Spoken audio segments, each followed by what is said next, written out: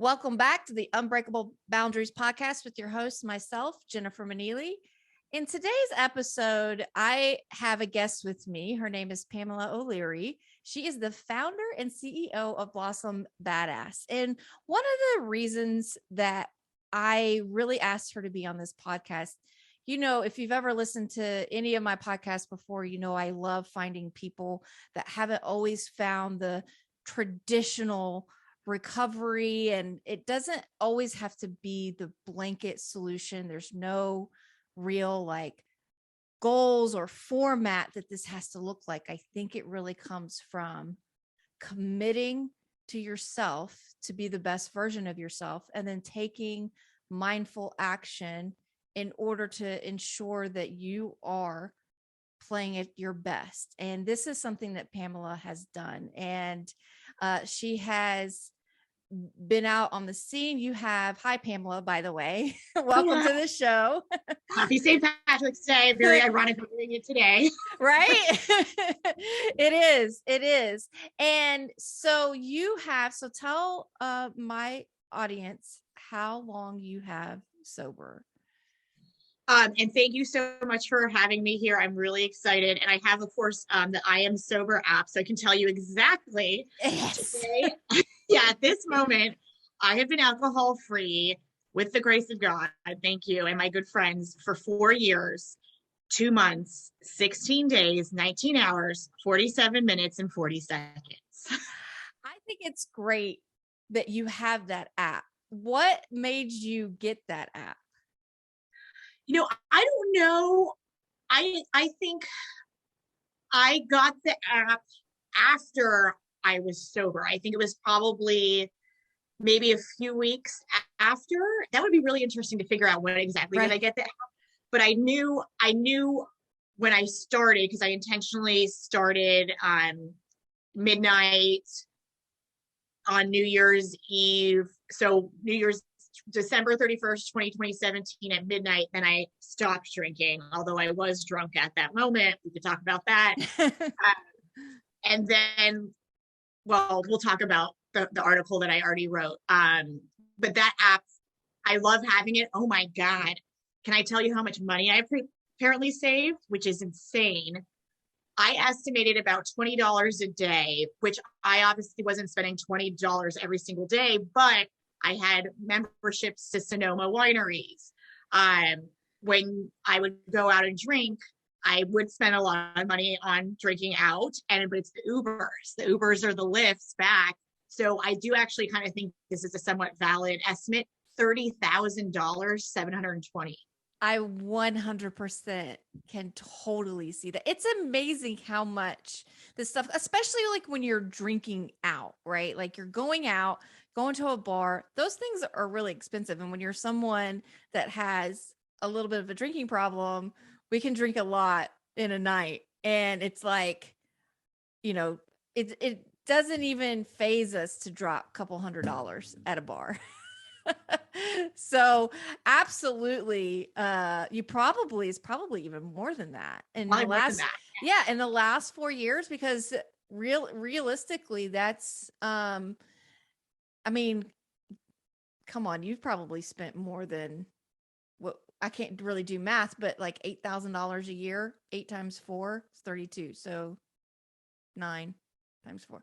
Anyway, can't do simple math, but it's a lot, right? So it's like you probably did actually spend a whole lot more than that, even in a year, on drinking. Calories. I wish there was a calories equivalent. That would be really interesting.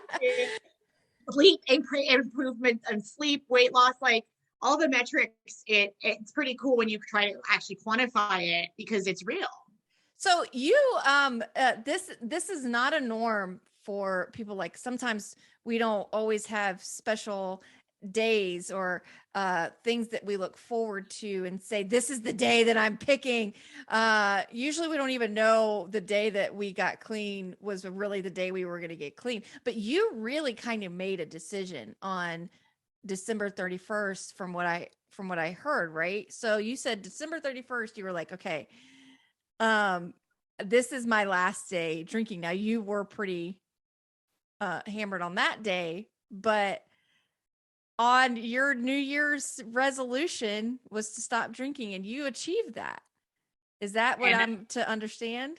Yeah, and I have kept that. And so maybe I'll just back up a little bit and share maybe why I intentionally had the start date and everything.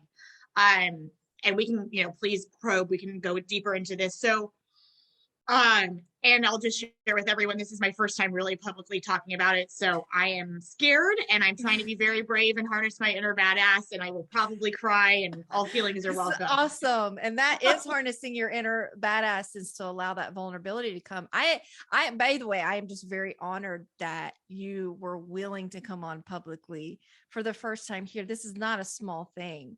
And I think, in our hearts, when we look at this, it's like, yeah, but I really want to help. And I think this can help. And so I really, really appreciate you being in that vulnerable place to say, oh, okay, Jen, but I'm scared. I appreciate you acknowledging that, because this is very scary for us to talk. But so thank you. So anyway, December 31st, let's talk about that. Thank you. And thank you for making me feel safe, and for the invitation and creating this dialogue. And we need to talk about this more. Everyone needs to talk about this more, because the way, especially in the United States, and frankly, in many cultures around the world, binge drinking is normalized. It's valorized. In industries that I've worked in, political industry in Washington, D.C., it's very much like a part of the job and an expectation of the job, which for me, it just kept normalizing it, right? I was in a lot of cultures that normalized and valorized this. And so, okay, so let's talk about the decision. There's so many different directions we can go. September 2017, I was raped, and I was drinking while I was raped. And of course, it's not my fault. It's not because I was raped because I was drinking. Absolutely not. A terrible human being man did something terrible to me. And I don't want to call myself a victim. So it wasn't my fault, and alcohol was involved. And I knew, in 2014, I moved to the Bay Area from Washington, D.C., where I worked for many years. And as I was saying, every night, Jen, for 7 years, I drank pretty much. It was literally like a part of our job. We went to happy hours and networking receptions all the time to network for work. And it was super fun, but it was also, this was just this normal culture. And I didn't own a car. We got around on, the subway or cabs. Then there were Ubers and Lyfts and stuff. So, actually, no, I was in DC really before Uber and Lyft came out. So it was cabs, and I didn't drive, basically. So drinking was very conducive. And all my friends were doing that. All my colleagues were doing that. So then I moved to the Bay Area, and I lived in the suburbs. I lived in San Mateo, where I had to drive to go, many of my friends were in San Francisco. I would drive to them. I would drive to Palo Alto, and I'd have to be in this situation of how do you safely get back. And so sometimes I would leave my car places.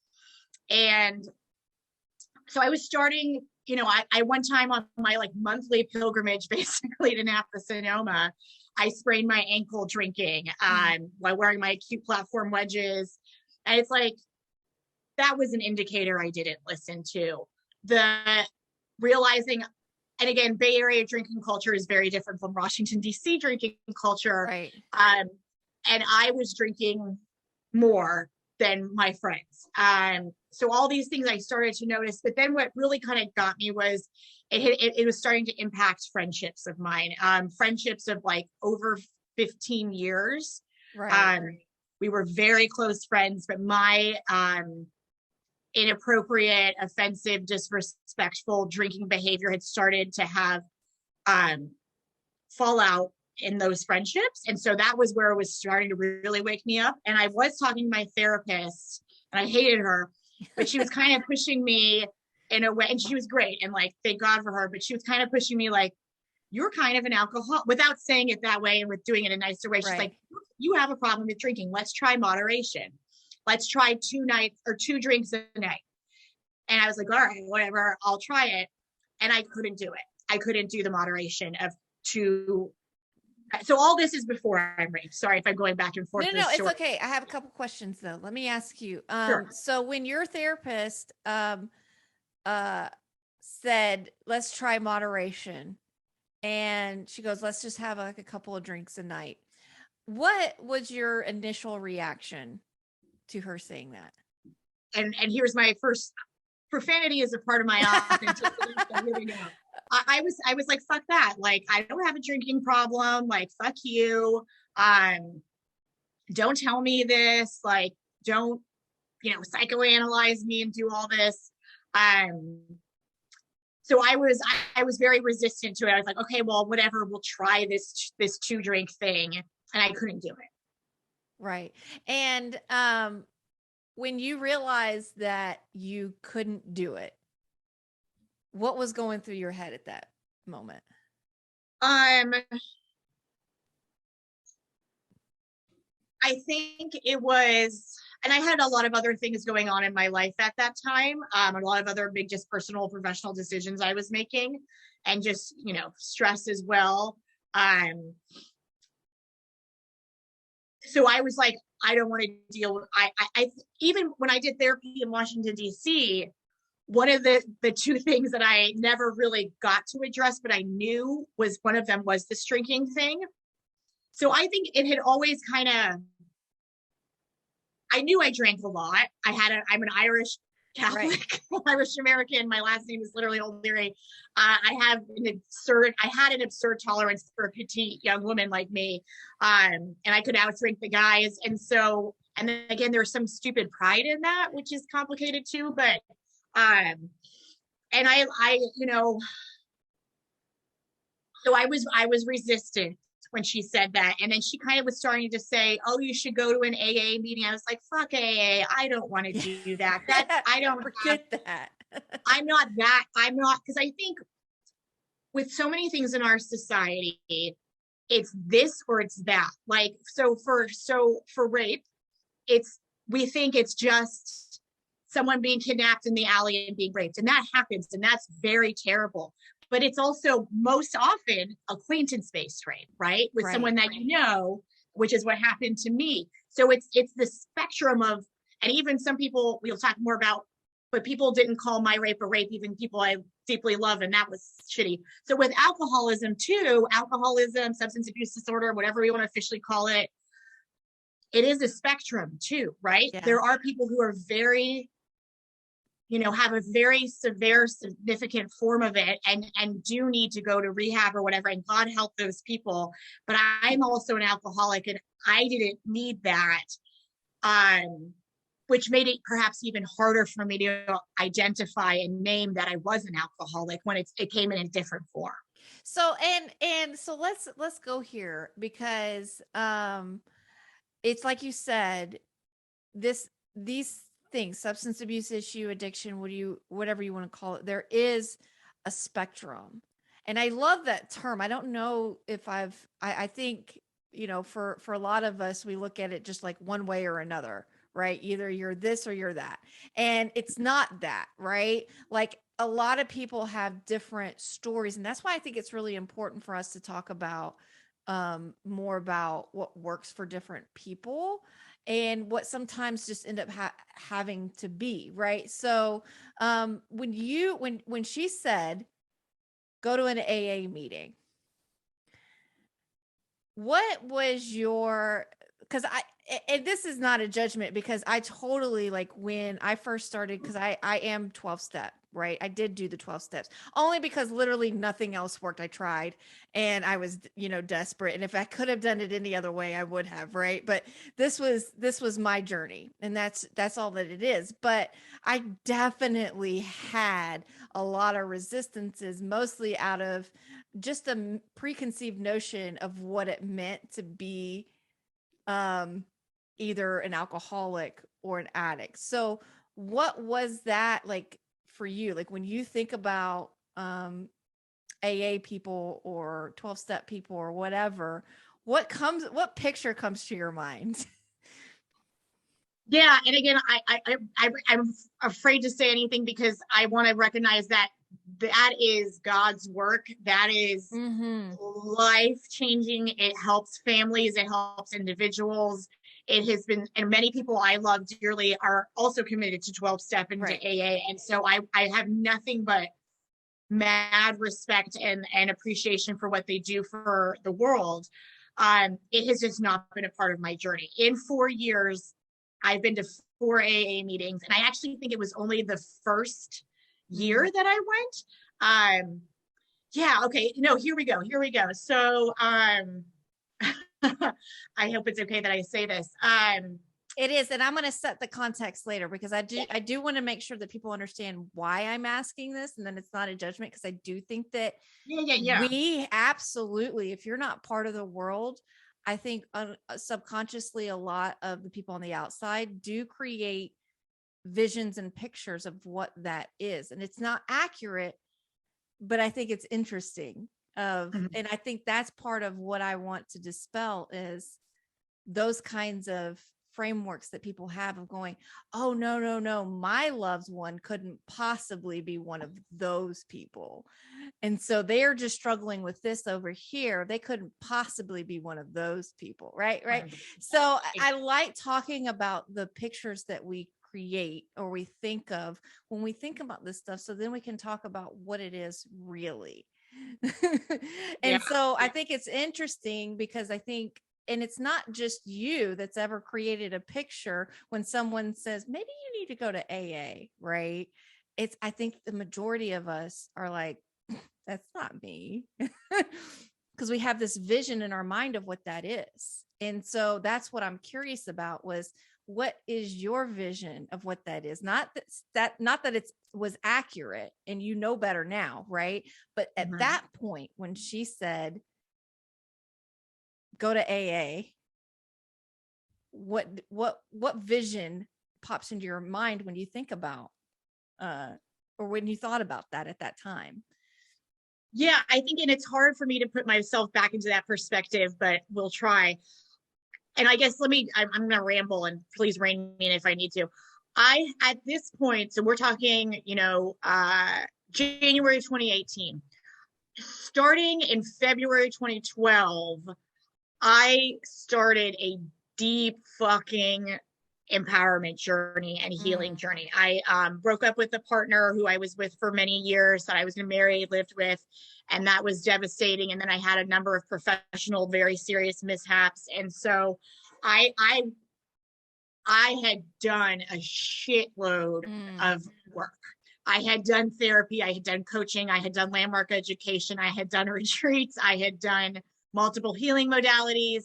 I went into credit card debt. I was working a nonprofit at this time, so I was making zero money, but I knew I needed support. So I spent a lot of money, and since, thank God, it's all paid off and it has gotten me to where I am. So I had already done a lot of my work. I had started to seriously look at my shit. And I think that,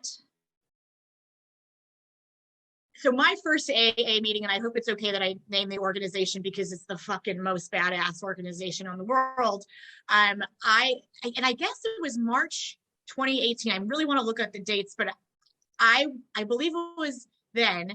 So newly sober, like 2 months sober. That was so Lesbians Who Tech is an insanely amazing conference and community like none other. And I'm an ally, and I am part of that community, and I love how they welcome people.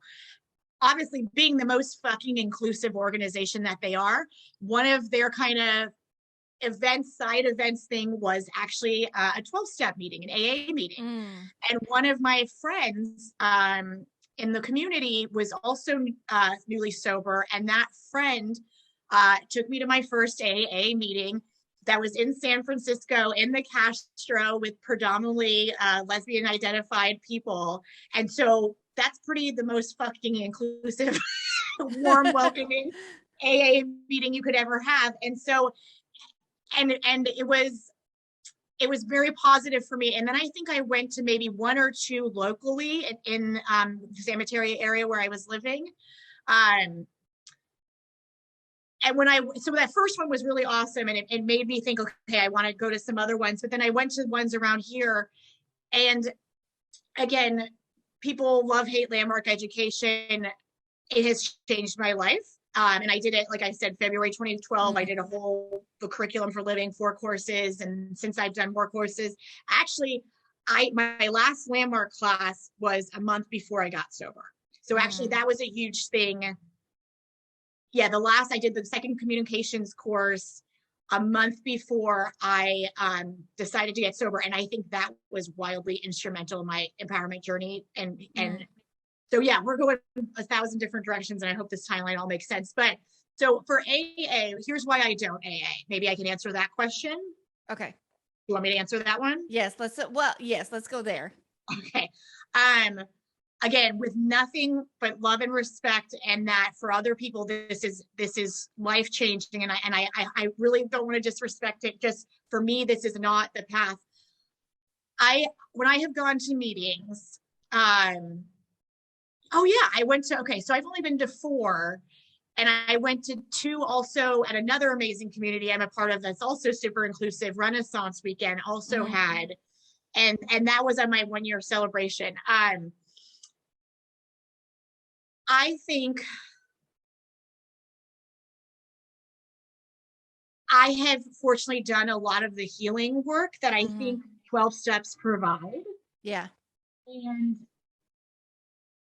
I don't know how to say this. Hold on one second. Yeah. Your microphone went weird.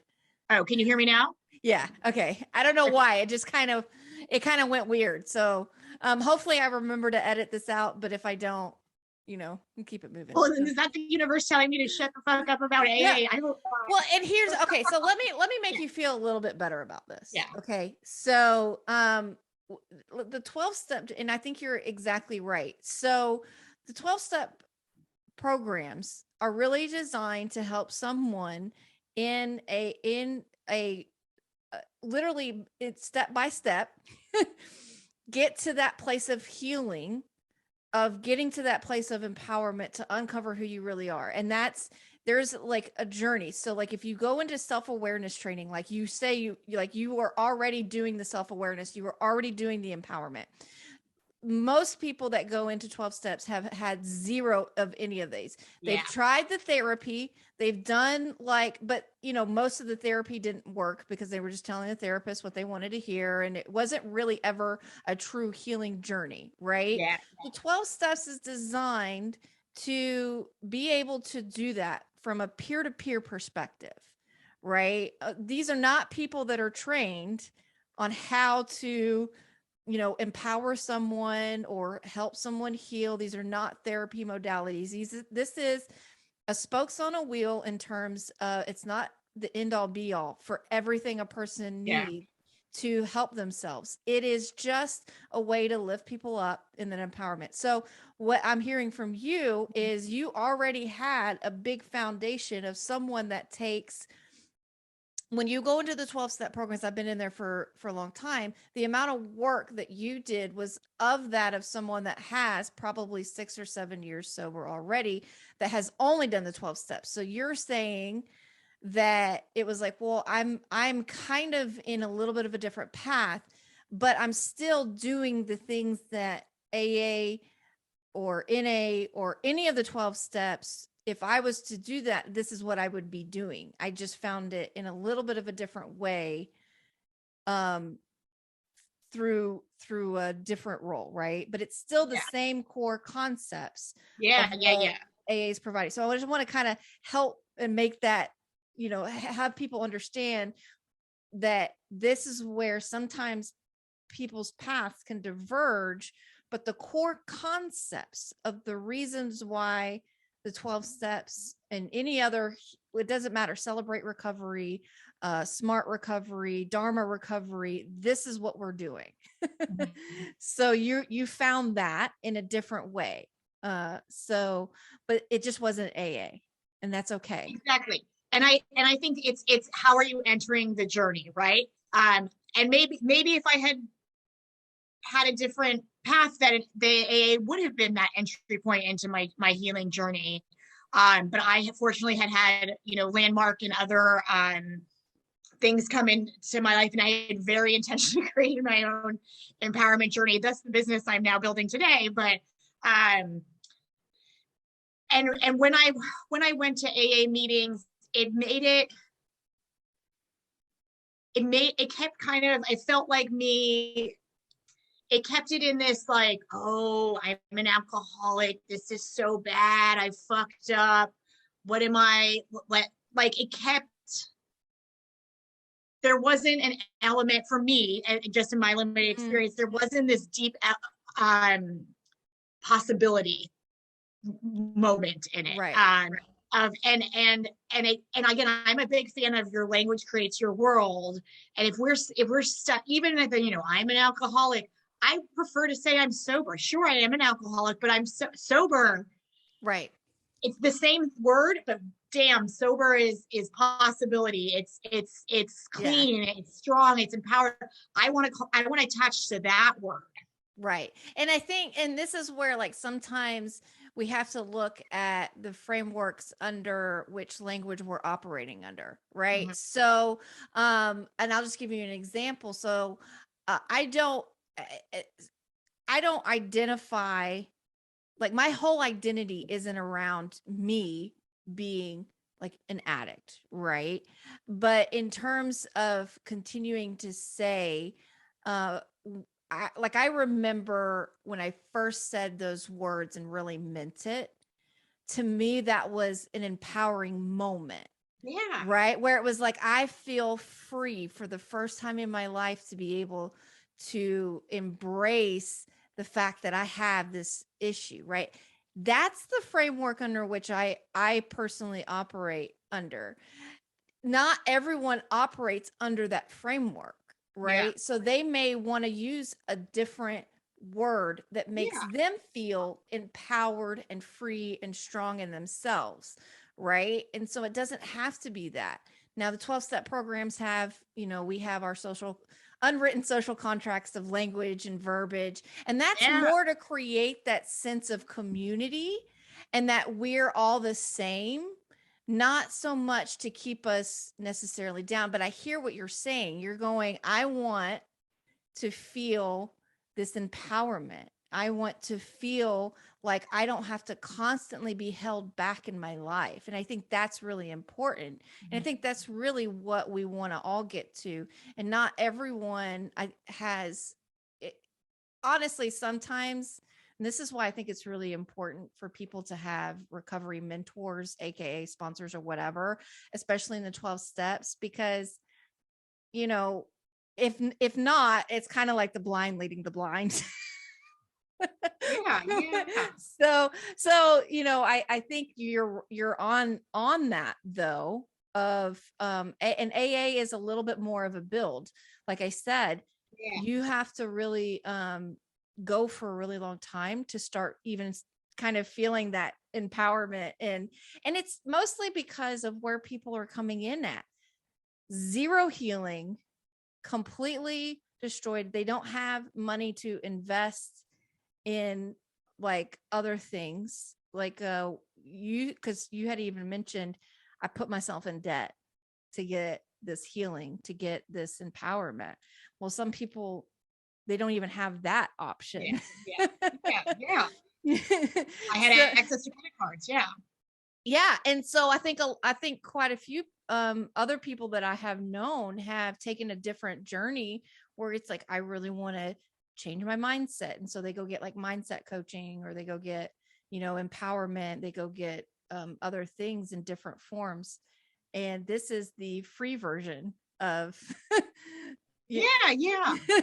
of that, right? That takes years and years to develop a good understanding of what the 12-step program really is. So, but I love the path that you did take.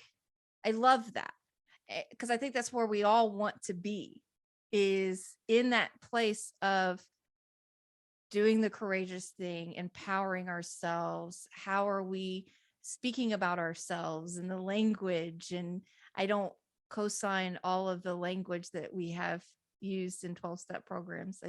I'm like, that's That's not good, but we'll work on that. Yeah.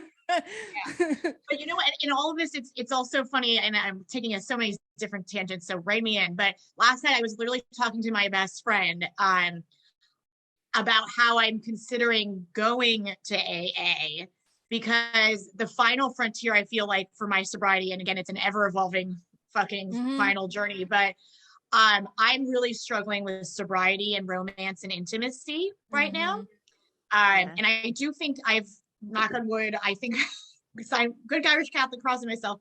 I think I'm come to terms with my rape, but I don't know how to do romance and dating sober. And I think having a sober community. So literally last night, I was talking to my roommate, maybe I need to go to AA, because I know there are some specific conversations specifically around sobriety and intimacy. And so maybe I will become an AA person, who knows?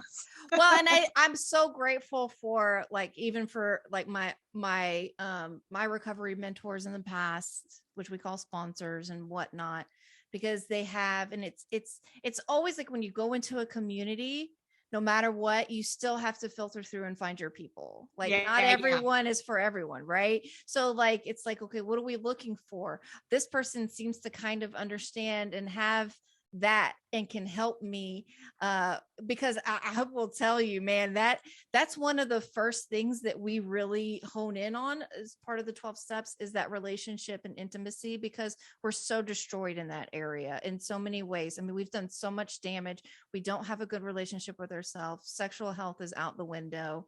I mean, it's the romance, it's hard. I mean, we spend a lot of time talking about the first awkward sexual moments sober for the first time. It is hard. It's awkward. I have next month will be 15 years. I still don't have it. I'm still trying to figure my shit out in that area.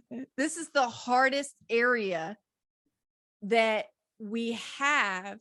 And it's something that we talk about the most, because this is the one that I think across the board, that we struggle in the most, that we have to help each other and pull ourselves together, and finding other people that can relate to us and be like, totally been there. This is what has helped me from a peer to peer, right? Because they can really fully embrace and understand the challenges, the obstacles, the feelings, and then what to do about it.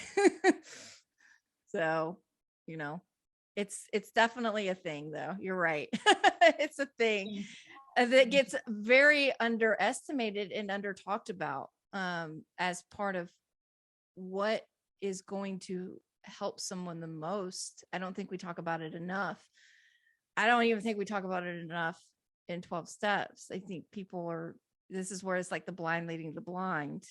But when I'm mentoring someone, this is one of our first conversations. It's like, we got to talk about it. I don't need to know every detail of your sex life, but we do need to talk about it. So, because I was like, we got to make sure you're practicing healthy sex, have healthy sexual relationships with other people. And it's not always like that. So it can be challenging. So anyway, tangent.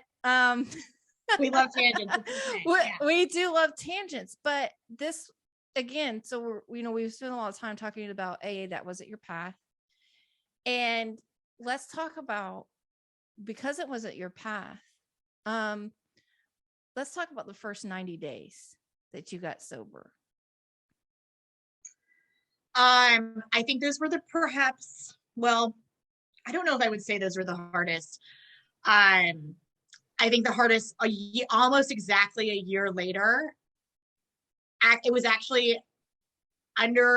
almost like exactly a year that I was hitting sobriety, that I found out my dad had terminal cancer. And so I would say staying sober during his last 6 months on earth were the hardest, but the first 90 days, they were hard. I noticed myself getting very irritable. And I practice restorative and yin yoga. My friend Robin Jaffe is an amazing instructor. And if I didn't go to her class at least once a week, I would fucking lose my mind. So restorative and yin yoga was very important for me. And I was like, I have to go. But I just remember being very irritable. Again, I guess, yeah, we didn't go through. I'll just do like a 1-minute recap. Basically, I realized I had drinking problems before I was raped, from moving to the Bay Area, having to drive, then talking to my therapist, having the loss of friendships. Then I got raped. And frankly, I have been raped before. Rape is, again, a spectrum on form of unwanted digital penetration. But for whatever, this was the time I finally called it a rape. And alcohol was involved. So for me, that was a big like, oh shit. So, and there were a number of things. So that was September 2017 was the rape. November, some of my girlfriends, some of my best friends are like, and they drank a lot too, and they were exploring their relationship to alcohol. And they're like, J-Lo is so hot. She's 50. She doesn't look like she's 50. She doesn't drink. Let's stop drinking January 1st. So actually, Jen, that's what I think helped put the January. And I was like, when they said that, I was like, I don't know if I can do it. I don't want to do it. But then I thought about it, and going into my training of landmark education, well, it's like, if you're going to get sober, why fucking wait? Start. Then I started around Thanksgiving, unintentionally went down to South Africa in December. And I was like, well, you can't be in South Africa and Cape Town and not drink the amazing wines. So I chose to drink. And then that's the whole story that I wrote about, and fucked up, hit rock bottom on New Year's. Then I was like, and then bought myself this necklace. You can read the story in the thing I wrote, but like, that was, I'm never drinking again. So during those 30 days, those 90 days or whatever, I had enough, like, I'm going to stop. Oh shit, I'm going to stop. Oh, I'm really going to stop. So I had enough of that. Like, fuck, I'm not. And I bought myself this very expensive necklace that I wear every day. And actually, in those first 30 days after sobriety, one of my girlfriends who's into gemstones and stuff, one of my best friends, like one of my sisters, she's like, oh, tanzanite is the gemstone of alcoholism. I was like, are you effing kidding me? So like, again, it's like the universe. It's like the universe. So it's like, I didn't, and again, I kind of am open to all of that stuff. It's not why I bought it, but it's wearing this every day reaffirms it for me. So those 90 days were tough. They haven't been the toughest of my sobriety. The toughest was when my dad was dying, but it was really fucking hard those first 90 days. Yeah. I'll pause there. Yeah. So this is you bring up a couple of really interesting things, because I think when I'm talking to families that have loved ones in substance abuse that get into recovery, they kind of know the beginning stages are going to be a little off. And I think there's an underestimation of how challenging it is when we have to start going through real life things, like, your dad getting sick, and you said he passed away. Yeah. And those are the things. And it doesn't matter if you are in the first year or if you have 10 years or whatever. Those are really, really challenging. I also think it's really interesting because you brought up a year, and I've done a lot of like blogging and talking about what happens to someone in general, not even when, like, even on, like, if there's nothing really going on in their lives, how what you just described happens to almost all of us. And I don't think the families really understand that it's not a straight line. Like recovery, and I'm sure you can attest to this, your sobriety journey probably hasn't been a straight line. It's been a little wavy, right? You got your ups, you got your downs. Sometimes you're moody, sometimes you're not. It's just, and I think that's really hard for families to understand, because it's like, well, your life just doesn't snap into some normal, straight line up just because you got sober. We're actually having to deal with what's really going on with us now. What are the emotions? that we're challenged with. It's a permanent, grief is permanent and sobriety is permanent. These are two kind of weird, funky, permanent states that I have experiencing fucking simultaneously. But like every drink I say no. So every drink I say no to is saying, yes, I love myself. I'm strong enough, and I am going to kind of weirdly brag about this. I like to smell my friends' drinks. So I still do go out to bars and go into, and again, that's hard and we can talk about that. But I love smelling their drink and having it in my hand. And I'm like, oh, this smells really good. And being like, no. Yeah. To have my greatest fucking weakness in the palm of my hand and to be able to say no, that's like my biggest power move. And I love doing that, actually. Yeah. And I think that's, this is where it doesn't always look the same for everyone.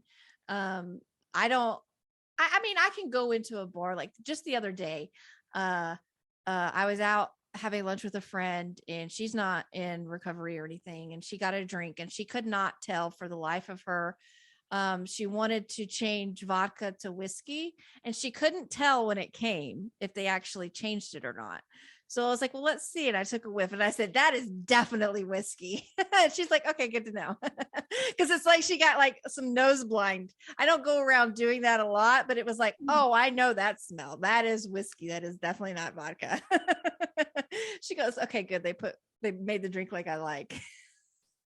you know. Yeah, right. So, I think this is one of the things is, we have to figure out what works. And I think when, like for me, I'm probably not going to go into a crack house and be like, this is great, I'm so strong.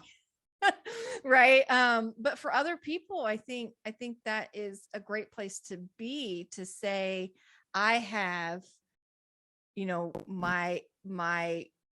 thing I'm saying no to. I'm going to consistently just say no.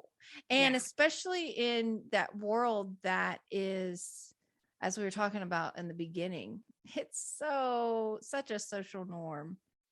I mean, when you really think about how people grow up thinking alcohol is the end all be all. I mean, I remember growing up in my family, could not wait to turn 21 so I could feel like I was part of the family and drink.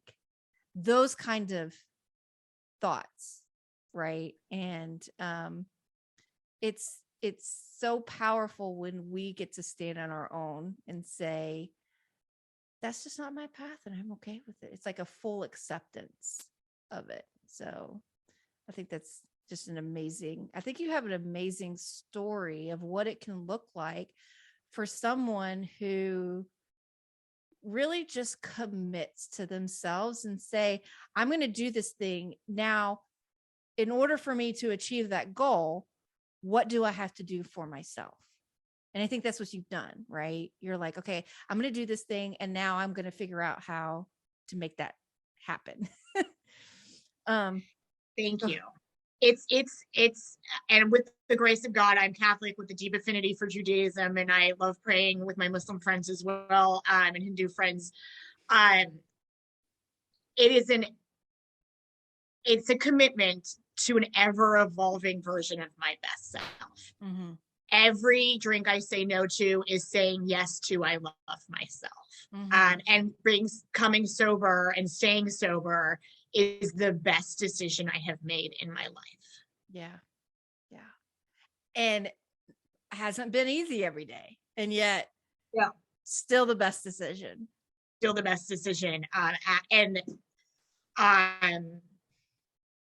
Every year is, I do a little celebration and commemoration kind of thing at the moment that it happened.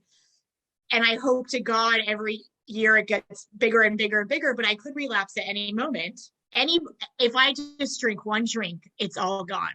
And that's the easiest fucking thing to do. And I want to do that all the time. But I hope I never relapse, and God help those who do. And it's a part of the journey, but I hope not for that to happen. Yeah.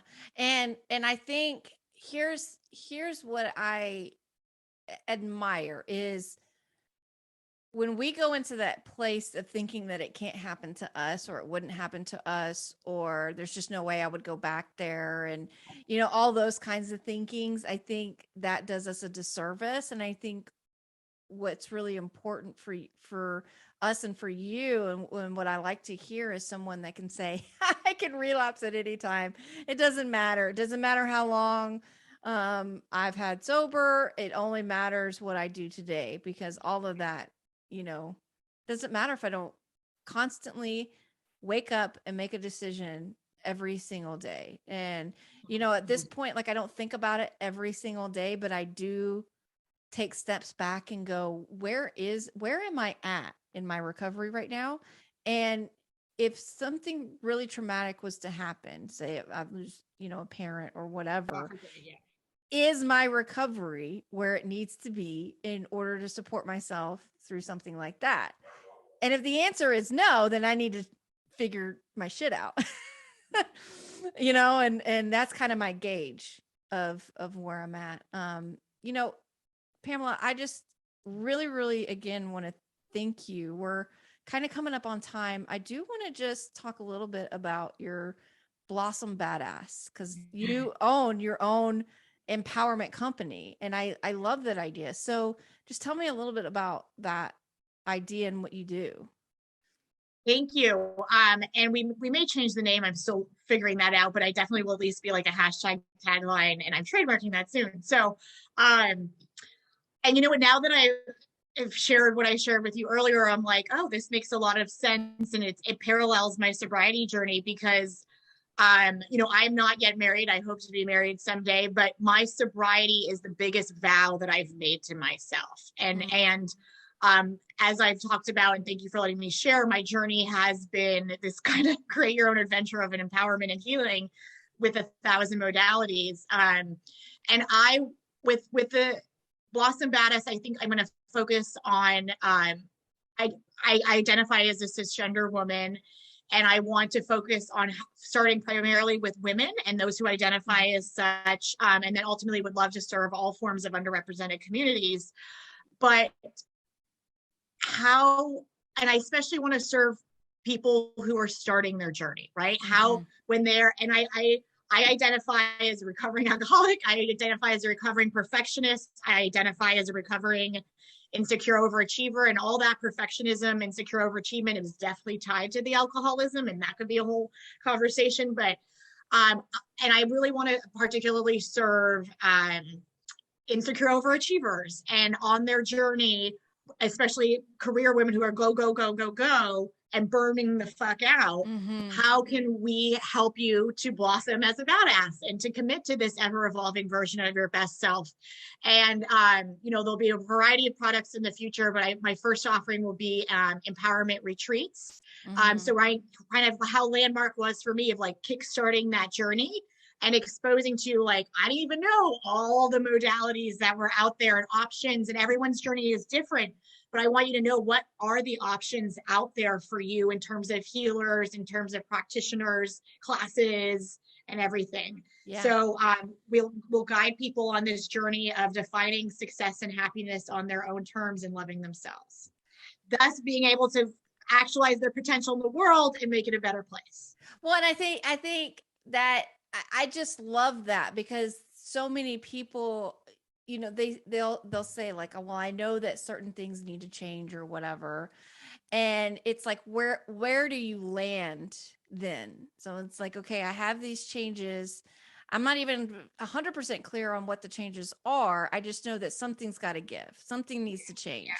And it doesn't have to be around alcohol or anything like that, but it's like the perfectionism that you mentioned, the noise, the brain chatters that we have, the voices that tell us that we're no good and we're not enough, and all of those things. And I think that it's important to go, okay, we're gonna kind of help you start to really blossom into who you really are, so that you can get away from all of the stuff that's holding you back. Because sometimes we're like, but that's just me. But is it? And that's the question is like, you don't have to accept certain things if they're not serving you. And then it's like, well, what do we do about it? It's not an identity thing. And I think that's where we get confused. It's like, and I think a lot of people, we talk a lot about like anxiety and depression and it's like, but you don't have to, you don't have to stay stuck in that identity of it. Like we can get out of that. We can blossom into clearing those things out and being more grounded and going, okay, like I'm having an anxious moment. What's coming up? Like, we don't have to stay in the surface level. We can go a little bit deeper. And what I hear you offering is the very same thing that like recovery, empowerment, motivation, any of those things, the core concepts are all the same. How do you stop getting in your own way? And absolutely 100% there's parallels between all of that, and that empowerment is not a solo endeavor, right? I mean, I think that's the beauty of AA and many of these programs is to find that safe space where you've been in your head forever and thinking, oh my God, and to know that other people are having those same thoughts and to be able to talk about it. That's what I want to be able to create. Yeah. Yeah. And I think more and more, and this is what I want to say about the 12 steps, and then we'll kind of close this out, but they gave me a very, very strong foundation, but we have to kind of start fine tuning things. We have to put in, the walls and the electricity. And sometimes I think people forget that there's more than just that. It's like, if you really want to take it to the next level, you're going to have to find someone that can get you to the next level. And that's what I have found for me is like, a lot of my journey is not part of the 12 steps, but it definitely gave me the support that I needed. But to really get to where I've been in terms of being very comfortable with myself, accepting myself, empowering myself, the courage, the language stuff that you talked about took another, it was, something a lot more like what Blossom Badass is. And that's what it looked like for me. And so I definitely encourage anyone that's like, okay, something's got to give. I need my life to change. And I need someone who can get me to where I want to be and help me figure out what that even is. It sounds like that's what you offer. So that could be someone, families out there that are listening. Maybe you're like, I am sick and tired of being sick and tired, and I need to change something in my life. Something's got to give. I'm tired of sitting around and just in despair. Right. So I think they should definitely reach out to you. I will have all your information in my show notes. So I definitely encourage you. But again, I thank you for coming on. Thank you again, just for allowing this to be your first time that you've really publicly. I think this was great. We went into so many places and we could go into so many more. And I love those kinds of conversations where they kind of just zigzag and the conversation goes, where it goes, because we talked about a lot of really important things. It's like you said, we got to talk about these things. So thank you so much. Thank you. Can I just share a few last words? Yeah, absolutely. Number one, thank you very much for giving me this opportunity and making me feel safe and comfortable and creating a dialogue for so many people, whoever's listening to this. And so for your commitment to changing this in the world. Thank you, Jen. To anyone listening, I'm happy to connect with you. You'll find me in different ways. And thank you for listening and for everyone's curiosity and exploring this topic for themselves and people that they care about. And I think there's many women like me. And I think we're kind of an archetype of alcoholics that aren't necessarily, I don't want to blame Greek life, but I was a sorority girl. I was the political professional. I'm a high achieving, stressed out, ambitious career woman, insecure overachiever, recovering perfectionist. I think there's a lot of us who don't recognize that that's substance abuse disorder. That's actually alcoholism. And even our culture glorifies, all the drinking culture, champagne for breakfast and everything. I think, and again, it's everyone to make that decision on their own journey. But I think for people I think there's many women like me who just never recognize it as such. And I hope they come to their own self-compassion journey of does this serve me or does that not, or could I live a different way? Yeah, absolutely. And I think that's the really important thing, is finding more and more ways of that's not in the 12 steps. Cause I just don't see, the local congresswoman or the DA or the ADA down, the road. You're not going to find them. No judgment, but you're not going to find them in 12-step meeting. You're just not. But they do, it doesn't mean they don't need a place to kind of go, I want to kind of take a step away from the social drinking and all this, and really kind of not wake up in the morning and feel like I have to have my mimosa. I know they exist. And I almost ran for office, and I did run for office. And that's why I also didn't talk about it for a long time. And so God help all the women who are in those positions, corporate, and I mean, even, corporate, political, who don't feel safe. I pray they find those spaces. Yeah. Right. And I hope maybe someday you rethink about running for office. I think you have a lot to offer.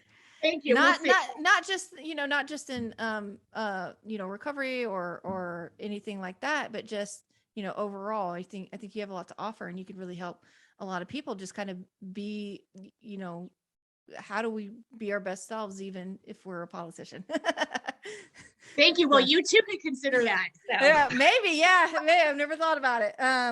But anyway, thank you again for coming on. And thank you for listening to this podcast. If you want to listen to more or find more information out about this podcast and more of what I do to help families, you can go check out my page at unbreakableBoundariesPodcast.com. That's where you will find the show notes to this podcast. The podcast page, it's full of other great podcasts just like this one, and just a great resource to look through. And please remember to share this podcast with others, because you never know who may need to hear this. People are often hiding their battles in this arena, and sharing is a great way to provide this valuable resource to a person you may not even know who needs it. And don't forget, there is always hope, even when things seem the most hopeless.